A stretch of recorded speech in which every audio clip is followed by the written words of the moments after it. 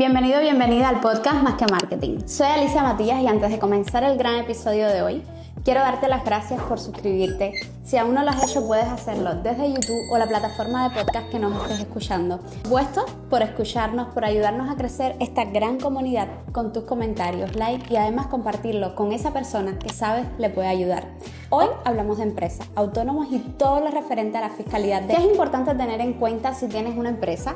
¿Cuál es la verdad detrás del autónomo, los impuestos o la empresa en España? Cómo navegar entre las peores y las mejores etapas del negocio hasta llegar al crecimiento, aún con todos los impuestos que nos ahogan.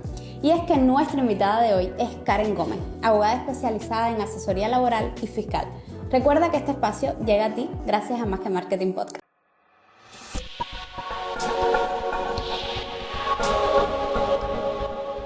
Gracias por estar en Más que Marketing Podcast. Al fin estamos juntas y podemos conversar un poco sobre ese tema que es tan interesante. Mi primera pregunta para ti es, y vamos a empezar un poco caliente, ¿cuál es la situación del autónomo y la empresa hoy en España? Bueno, actualmente la situación de la empresa y del autónomo es un poco turbia, digámoslo así. Digamos que las últimas políticas de gobierno no han favorecido la empresa. Tratan de favorecer al trabajador sin pensar en el productor, ¿no? Claro. En el empresario y sin pensar en lo que implica ser empresario en España. España es un país de pequeños empresarios. La mayoría de los empresarios, la mayoría de las empresas son pymes, y las pymes son las que más sufrieron durante la pandemia. Claro. Y son las que tienen más dificultades a la hora de conseguir ayudas públicas y las que tienen más dificultades a la hora de accionarse para el pago de impuestos y para los temas fiscales. Emprender en España, si no se está muy bien organizado y si no se tiene una idea supremamente clara, es complicado. Vale. Sí, Sí. es difícil, pero bueno, también es desde el punto de vista que lo mires y lo estábamos hablando antes y la visión a largo plazo que tengas. ¿Por qué crees un poco? Porque me decías que hay, casi todos los empresarios son pequeños empresarios, son pymes. ¿Por qué crees que nadie logra crecer más allá de esa pequeña empresa? ¿O son pocos los que logran crecer? Bueno, se logra, Claro, se logra. Lo que yo veo y desde mi visión como extranjera en España, o sea, esto sí es absolutamente visión de extranjera en España, es que en España no existe una cultura empresarial como tal. O vale. sea, quienes eran empresarios de toda la vida, digámoslo así, era un grupo bastante selecto y el resto de la población no tenía ese ánimo de Como ese emprender, gen emprendedor. ese gen emprendedor. Entonces yo creo que eso también ha influido un poco en que la empresa española no vaya más allá de lo que podría, porque en realidad como potencialmente España tiene cómo crecer y de Claro, de dónde. dónde quizás nutrirse. Además que está abierto al mundo, no es que tiene una política quizás de que no se pueda. Me encantaría poder ir ayudando a ese pequeño empresario desde la idea, se abre su autónomo, su empresa, hasta crecer un poco más y vamos a irlo guiando. Ok, lo primero es tener un plan de negocios desde el principio. La idea de yo soy buena tejiendo carpeticas, y quiero vender mis carpeticas y me doy de alta de autónomo, atención, o sea, Claro, hay que tener un poquito de cuidado con cómo se dan los pasos, incluso para los creadores de contenido. Porque a veces claro. dicen, no, yo soy súper bueno, qué sé yo, cantando. Entonces me voy a abrir un canal de YouTube y voy a cantar. Atención, o sea, Claro, ve poco a poco quizás. sí, o sea, y es una actividad. O sea, y tienes que verlo como tal, tienes que verlo como un negocio. O sea, no es que yo me divierto haciendo muñequitos de plastilina frente a la cámara. O sea, no. Me gusta mucho esa visión, sobre todo porque a mí me pasó mucho al principio, que era como, vale, como yo disfruto de lo que hago, yo estaba dada de alta todo, pero como yo disfruto de lo que hago, hago muchas cosas gratis y me veo a mí como la empresa. No veo que yo soy parte de la empresa. Y eso, más que todo, es cuestión de mindset, yo creo, de mentalidad, de ir cambiándolo poco a poco. O, chica, no pases el trabajo que pasé yo y desde el día uno entiende que no eres tu empresa y no eres las responsabilidades de tu empresa, sino que tienes que separar un poco eso. Yo hoy lo veo como que soy una trabajadora más. Entonces, como, vale, esto es lo que te toca. ¿Qué harías tú si tuvieses un jefe? Y desde ahí todo se ve diferente, créeme. Entonces, ese paso a paso, ¿cómo lo podemos ir dando? Por ejemplo, vamos a hablar de costo al principio. Cuando te vas a ser autónomo, imagínate que ya tienes ese plan de negocio. ¿Qué es lo que tenemos que hacer? Bueno, lo primero es darse de alta de autónomo, que el costo varía entre 0 € y 250 euros. Si se hace con la Cámara de Comercio lo hace gratis, lo hacen muy bien y pues el costo es 0 €. Es ir las 2 veces que te dicen que tienes que ir a Cámara de Comercio. Si tú lo haces con tu asesor te va a cobrar entre 100, 250 euros, Claro, dependiendo de lo que tenga que hacer. Eh, pero más o menos esos son los precios de la apertura del autónomo. Los pasos que hay que dar. Normalmente y últimamente casi todos los asesores usan el CIRSE, entonces ya vas a estar de alta en agencia tributaria, si estás en Canarias, en agencia tributaria Canarias o en agencia tributaria foral, si haces parte de agencia tributaria foral y en la seguridad social. vale. Esos son los 3 pasos que tienes que dar para darte de alta de autónomo. Y una vez dado de alta como autónomo, pues vas a tener unas obligaciones. Pues la más importante y la que todo el mundo tiene en cuenta, la seguridad social. Claro. La seguridad social. Entonces, durante el primer año tú vas a tener una tarifa plana. Si es la primera vez que te das de alta como autónomo, vas a tener derecho a esa tarifa plana durante un año.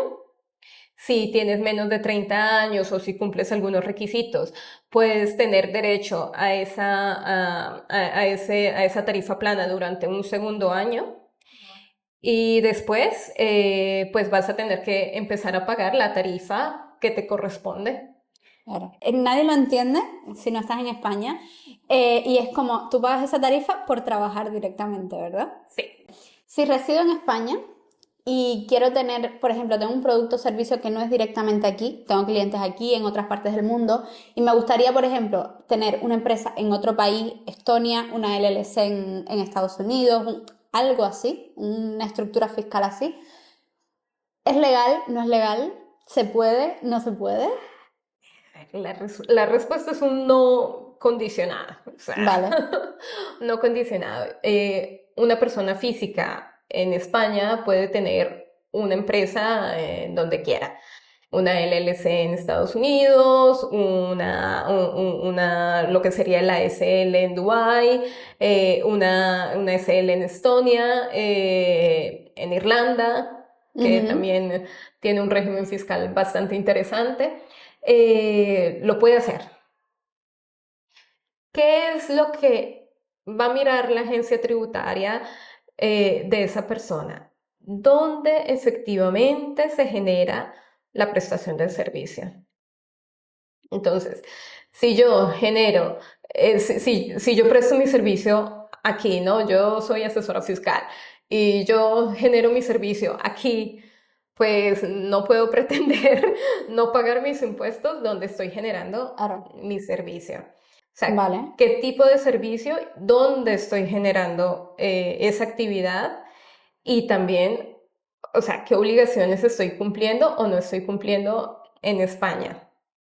O sea, si yo porque yo también puedo tener diferenciada mi actividad. O sea, si yo genero toda la actividad para Latinoamérica, por decir algo, pero aquí en España también tengo una parte de mi Claro. actividad, pues yo lo que hago en Latinoamérica lo podría hacer con mi sociedad, una LLC, me viene en mente, y lo que genero aquí, pues con mi posición de autónomo. Vale. Después, a final de año, yo tendré que declarar los ingresos que tuve Es que al final es en lo mi mismo. LLC. Es un poco lo mismo, ¿no? Porque como lo sacas después, a final de año. Bueno, el tema de la LLC Es un es largo, mundo. ¿verdad? Para un mundo, es un mundo aparte. Pero sí, en principio yo tendría que declarar las ganancias que tuve de esa sociedad. Si yo no he tenido ninguna ganancia en esa sociedad, pues no tengo que declarar en España porque no he tenido ninguna Claro. ganancia. Y por ejemplo, esas personas que quieren, sueñan un poco con llevarse su empresa de aquí no es no pagar, es un poco poder crecer un poco más con lo que ellos mismos generan. ¿Qué les recomendarías? A nivel fiscal, estructura, lo que le dices generalmente a tus clientes. Todo es un proceso. Ujú. Y ese proceso hay que planificarlo, o sea, o sea, se parte de un plan. No es posible hacer un plan de eficiencia fiscal de un día para otro, no todos son iguales, no es porque, ay, mi amigo hizo una LLC, entonces yo voy a hacer una LLC. No, de repente a ti no te sirve la LLC, o sea, no te sirve para absolutamente nada. O de repente tu amigo la abrió, qué sé yo, en Texas y eso no te sirve para absolutamente nada porque la que tú necesitabas la tenías que abrir en Delaware. Entonces,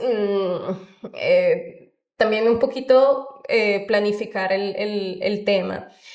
Últimamente hay muchos asesores, también creadores de contenido que dicen, no, yo te llevo tu actividad, me la llevo para Estados Unidos y entonces abrimos una sociedad en Estados Unidos y tu sede fiscal va a ser en, qué sé yo, en Texas y bueno, y entonces tú no vas a tener que declarar nada en España, no. Atención. Atención, o sea, yo he conocido personas que han hecho movimientos de este tipo y con la tarjeta de la sociedad hacían la compra del Mercadona. Entonces, hombre, o sea, como quieres que no, o sea, te van a encontrar y, o sea, planifícalo, hazlo bien, hazlo bien. Si tu actividad la haces en España, pues date de alta como autónomo. O sea, una cosa es que tú planifiques y otra cosa es que quieras Claro, salir del sistema claro. absolutamente cuando no puedes hacerlo. Entonces, o Es un sea, poco llevar las dos cosas de la mano, ¿vale? Tu estructura fiscal puede estar como te haya sugerido quizás tu gestor o como tú la hayas planificado, pero también tienes que tener un término medio porque vives aquí. Con sí, eso sí estoy muy de acuerdo, con sí. que, vale, si estás aquí, pues hagamos cosas aquí también para construir. Karen, y un poco esta parte de contratar personas, cuando lo vamos a empezar a hacer o cuando tenemos una empresa y queremos estructurar toda esta parte de más equipo al final, es como que choca por todos lados, porque es mucho burocratismo de papeles, es además, no quiero seguir insistiendo en el tema impuestos o el tema pagos, porque al final parece que todo se resume en eso y realmente no lo es, porque también hay muchos beneficios, pero me gustaría que me hablaras un poco de eso. Vamos a hablar de una persona que gane neto 1.600, puede ser que el salario en España más o menos es eso, ¿no? 1.600, 1.000, bueno, un poco Sí, menos, un poco pero menos. 1.100, 1.200, pero bueno, más o menos por ahí. La persona que contrata, ¿cuánto más o menos tiene que pagar? A ver, precisamente, o sea, yo creo las medidas que se han tomado en los últimos años han encarecido un poco el mercado del trabajo. O sea, si digan que los números dicen otra cosa, no, Claro, no. Conseguir trabajo cada vez es más difícil porque el empresario no quiere vincularse de esa manera con el trabajador. Ujú. Casi que con las nuevas propuestas, casi que es un matrimonio, ¿no? O sea, te casaste con ese y no lo puedes dejar nunca. Entonces el empresario lo piensa dos veces. Pero bueno, los costos, digamos, base que tendría el empresario es el de su asesor laboral, que el asesor laboral le cobrará por trabajador entre 60 150 euros por trabajador, dependiendo del asesor Claro. laboral. Y ese es un costo adicional que tiene al asesor fiscal, o sea, ya tiene un costo fijo. Adicional a eso, como contribuciones del trabajador, tendría que pagar el 38% del salario del trabajador Vale. y tiene que pagar el IRPF del trabajador trimestralmente. Todas las nuevas medidas lo que hacen es, o sea, encarecer el mercado del trabajo. O sea, cuando a ti te dicen, ya la jornada laboral no va a ser de 40 horas, va a ser Claro. de 37 y medio, pero el salario es el mismo, pues tu empresario empiezas a hacer dos cuentas y dices, pero bueno, aquí qué pasó, o sea, le aumenté el salario a mi trabajador. Y trabaja menos. Produce menos, no trabaja menos. Sí, Al final yo soy muy partícipe del horario libre. De si quieres sí, trabajar 2 horas me da igual. Si en 2 horas tú haces lo que está como planificado para el día, felicidades. Vete a la playa, ¿sabes? Pero claro, es ir un poco por objetivos también. sí, el mercado laboral español no está acostumbrado a ir por Y en objetivos. Canarias menos. A ir por objetivos, es un mercado laboral un poco complicado. Claro. Entonces, claro, el empresario queda un poco con el sinsabor de no puedo contratar más personal porque esto, porque... Tengo que pagar más directamente. Yo creo que es lo que más duele. y no Y los solo, derechos. no solamente eso, sí, o sea, yo estoy de acuerdo que todos los trabajadores tienen que tener muchísimos derechos y demás, pero es que hay personas que abusan, hay personas Por eso que hablaba ahorita de un poco la mentalidad, de un win-win entre las partes artes. también. El ausentismo en España es altísimo. Hay gente que trabaja 2 meses y tiene una enfermedad que nadie sabe qué cosa es y dura meses y meses y meses y meses de Claro. baja. Y en ese Eh, sentido, para quien nos está escuchando y no sepa un poco de lo que estamos hablando porque no está en España, mm, la persona, o sea, esa persona que tú tienes contratada que supuestamente está enferma y no lo está, se va de baja, le sigues pagando el salario a esa persona, le sigues pagando todo, tiene todos sus derechos, pero tienes que contratar a otra para esa actividad. Entonces estás pagando por un puesto de trabajo todo lo que hemos hablado doble. Es así, ¿verdad? doble, sí. Claro. O sea, bueno, llega un punto en el que no tienes que asumir más el costo del salario del trabajador porque en teoría lo asume la seguridad social y demás. ¿Cómo traquea Hacienda todos los movimientos que hacemos? O sea, ¿cuáles son esas formas de saber todo, exactamente todo lo que hacemos? Bueno, la Hacienda Pública Española es una de las más modernas del mundo. O sea, no hay mucho escape a la Hacienda Pública Española. Está muy bien informatizada, tiene equipos muy modernos Ujú. y ha creado todo un sistema. El sistema principal que tiene la agencia tributaria es el de cruzar información.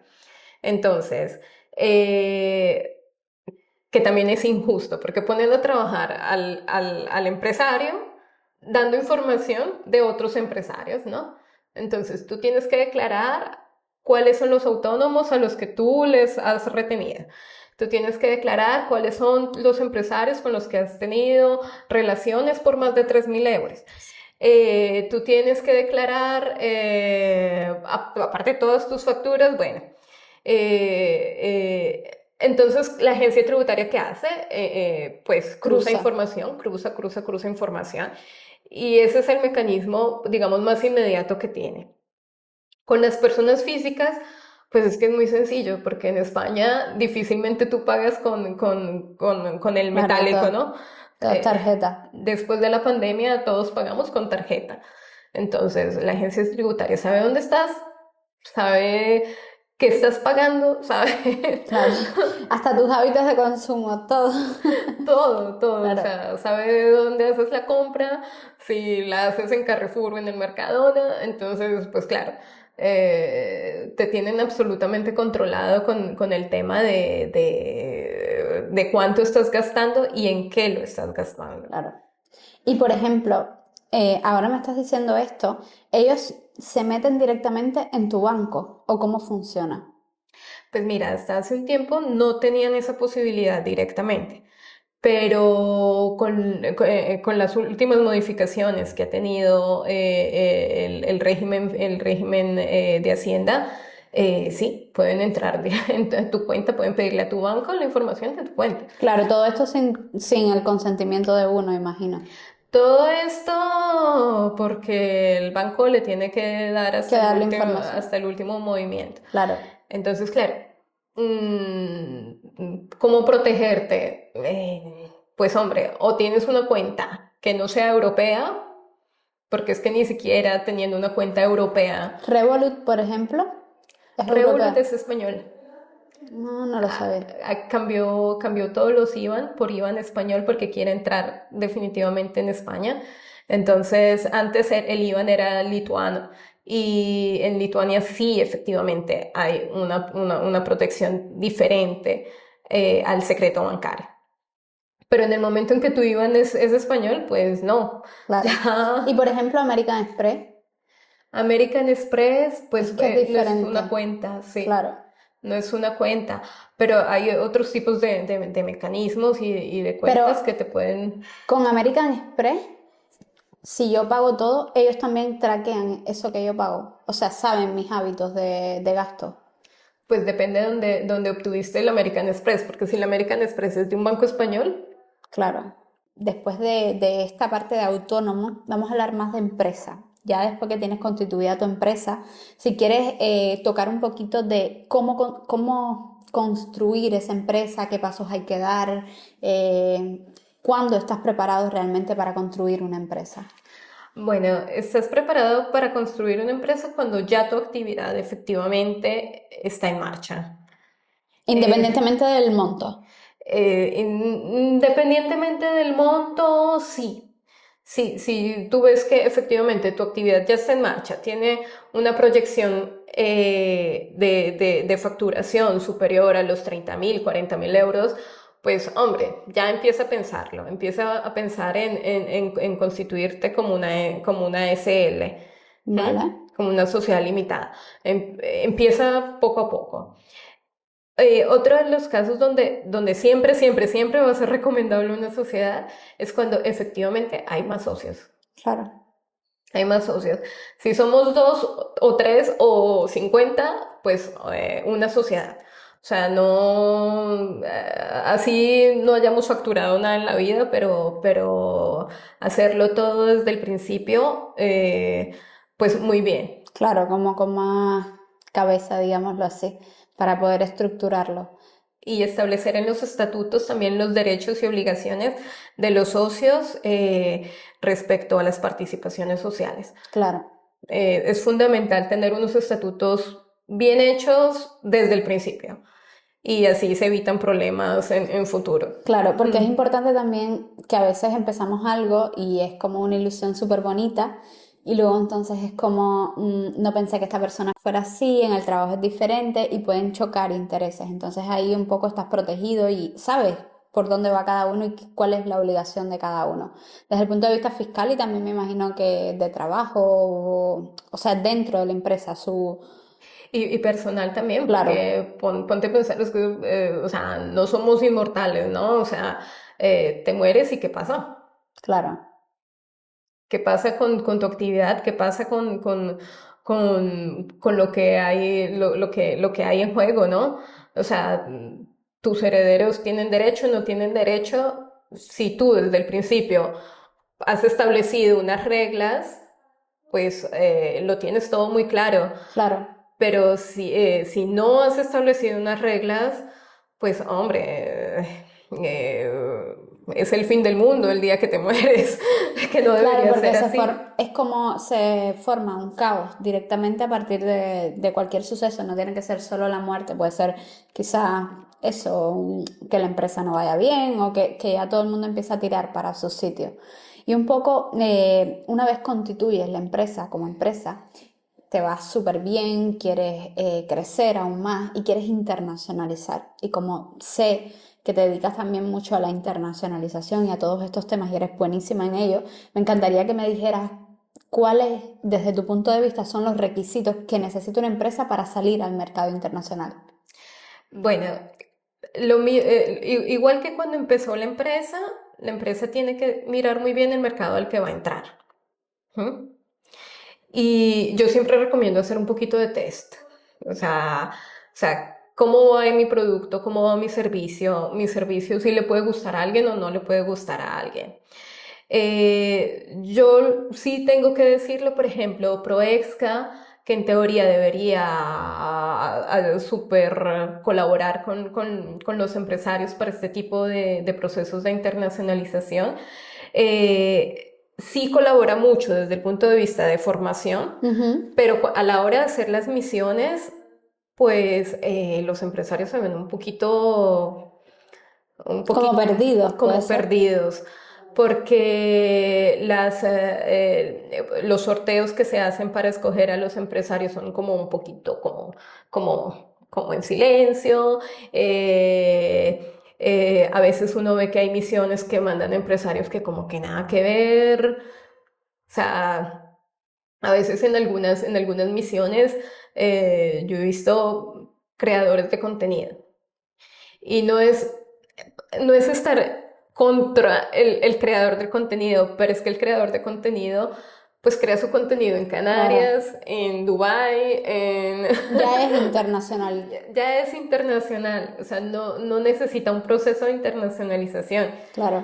Es En- que, perdona que te corte, pero a propósito de esto, yo por ejemplo tuve una reunión con unas personas buenísimas, un equipo muy bueno, y me decían, es que te puedo asegurar que te vamos a ayudar a internacionalizar tu empresa. Y yo, es que no lo necesito.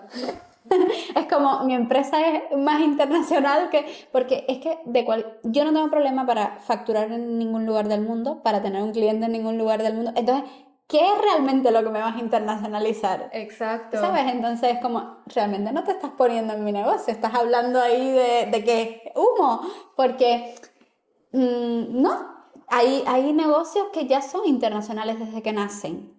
Exacto. Entonces hay otros que son más físicos, me imagino, que ese es el que se puede llevar más allá de una frontera. Sí, claro, o sea, si tú, por ejemplo, bueno, también el tema de algunas prestaciones de servicios, ¿no? Si, Claro, por ejemplo, tú tienes una clínica dental, pues hombre, o sea, sí, tu clínica, pues hay que internacionalizarla y para internacionalizarla, pues hay que hacer un proceso y sí necesita un proceso. claro, pero es porque es un lugar físico, un lugar de...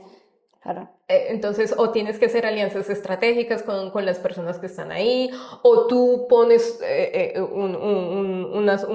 una branch en ese lugar. O sea, hay que planificar cómo vas a llegar a ese lugar. Vale. ¿Y el proceso fiscal para internacionalizar? ¿El proceso fiscal en qué sentido? ¿Qué es lo que hay que hacer? Bueno, en realidad muy poco. Lo que tú tienes que hacer es estudiar muy bien el mercado al que vas a entrar y la Ujú. fiscalidad del mercado al que vas a entrar. Porque de repente te conviene más abrir una empresa directamente en ese lugar que crear toda una estructura Es que de sucursales y demás. justo por eso te lo iba a preguntar, porque es como, ¿qué es realmente internacionalizar? Y la pregunta parece muy básica, pero estoy segura que muchas personas la pueden tener. Internacionalizar es, yo estoy aquí con un negocio físico, vamos a poner, porque no lo veo tanto online, y me quiero ir a Estados Unidos, voy y abro mi empresa ahí. Entonces, tengo una empresa aquí que responden quizás al mismo nombre o digo que es lo muestro a nivel de marketing como que es una empresa que tiene dos sedes, pero a nivel fiscal, ¿cómo se traduce eso? ¿Dos empresas, una en cada país o realmente es una internacionalización? No sé En si me ese caso, hice sí, entender. en ese caso sería una internacionalización. ¿Por qué? Porque por eso te decía que las LLC es todo un mundo, porque una cosa es si tú eres residente en Estados Unidos y otra cosa es si tú no eres residente en Estados Unidos. Entonces, en el momento en que tú eres residente, tienes una serie de obligaciones fiscales. O sea, la persona física, o sea, tu actividad es residente en Estados Unidos, tienes una serie de obligaciones fiscales que pueden llegar a ser incluso más gravosas que las que tienes en España. Entonces, Claro, hay que pensarlo muy bien también. ¿Mm? Depende también del estado claro, donde te ubiques, ¿no? Hay estados pues que no, hay estados que es muy sencillito, pero hay otros estados que no, que sí es mucho más gravoso. Lo mismo cuando haces una internacionalización con Dubái, ¿no? Tú dices, bueno, entonces yo voy a abrir mi oficina en Dubái. Sí, una cosa es abrir una oficina en Dubái, otra cosa es abrir una sucursal en Dubái. claro. ¿Y cuál es la diferencia? Bueno, que tu sucursal va a depender de tu sociedad española. Vale, ¿Mm? Tu oficina en Dubái no necesariamente tiene que depender de tu sociedad española. Puede ser una persona jurídica diferente o puede que tú adquieras la residencia en Dubái. ¿Mm? vale. Que o sea, en principio debería ser muy sencillo Sí, tener la residencia en Dubái. es muy sencillo, me han contado. Así que, vale. Y un poco, ¿qué recomiendas en este caso? ¿Qué es mejor? ¿Tener una sucursal o una empresa ahí física, como persona física? Como persona física, yo creo que cada actividad es diferente. Sí, O sea, o sea, no existen soluciones para mágicas todo, claro. para todos. O sea, habrá personas que le conviene abrir su empresa directamente en ese país. Ujú, Habrá personas que le conviene la sucursal, claro, porque efectivamente, si su actividad depende casi que al 100% de lo que es esa persona, pues hombre, piensa un poquito en el tema sucursal. claro. Pero si tu actividad está tan automatizada, tan organizada, que puede desarrollarse de varias maneras, pues hombre, Claro, pensemos un no te poquito. metas quizás en todo eso. Que hemos hablado un montón de empresas, de autónomos, de todo, pero me encantaría conocer esa persona increíble que hay detrás de la asesora o de la abogada. Vamos con las peleas de las preguntas. Sí, preguntas random, vamos a decir. Me encantaría saber qué le dirías a la Karen de hace 5 años atrás. A la Karen de hace 5 años atrás. No te preocupes que tú puedes. Wow, qué bonito. Todo va a estar bien. Sí, tú puedes. ¿Qué contacto te gustaría tener en tu teléfono que aún no tienes? Eh, Me gustaría tener un contacto. Pues bueno, es que en realidad yo tengo buenos contactos. O sea, ¿Sí? yo digo, Oh, güey.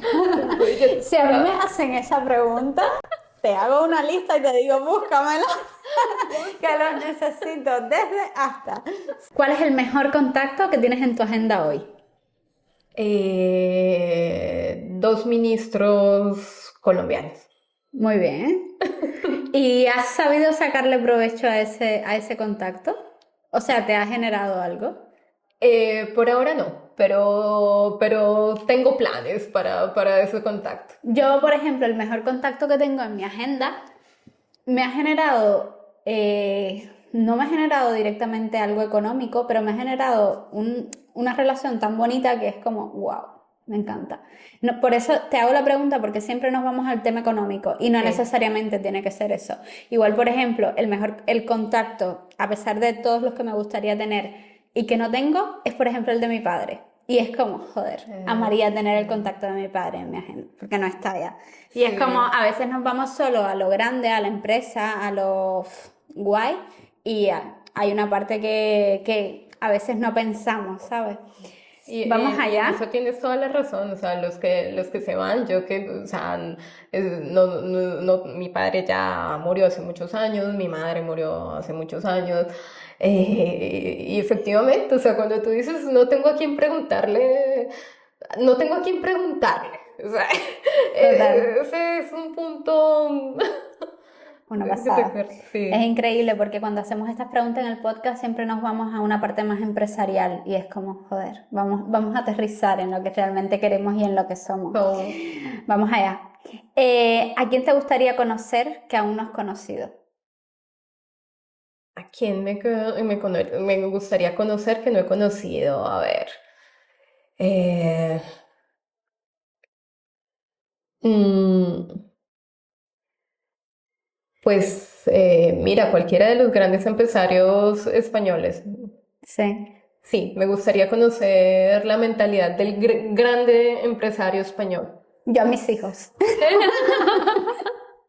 Yo es como, ¿qué cara tendrán? ¿Qué cara tendrán? Pero nada, lo de los empresarios españoles, yo creo que es un reto que puedes cumplir fácilmente. Sí. Es como proponértelo y es muy de cómo voy a trazar ese plan estratégico quizás para poder llegar a esas personas. Y es un poco ir caminando en ese sentido. Y la vida siempre te da lo que tú necesitas, así que estoy segura que lo vas a poder hacer. La última pregunta, vamos a cerrar el podcast con ellas y siempre la hago y siempre me emociona, es si tuvieras que dejar un último mensaje al mundo en eso que tú crees, eso que tú eres, ¿cuál sería? Te la puedes pensar, no tienes prisa. Sería simplemente cree. Wow, qué bonito. Cree. O sea, porque muchas veces no creemos en nosotros mismos, no creemos en lo que somos, no creemos en las personas que tenemos al lado. A veces damos por sentado, por ejemplo, nuestra pareja, que mi pareja siempre va a estar ahí. Claro. Y no le damos valor a la pareja, no le damos valor a nuestros hermanos y a lo que significan para nosotros, ¿no? Qué bonito. Así que cree.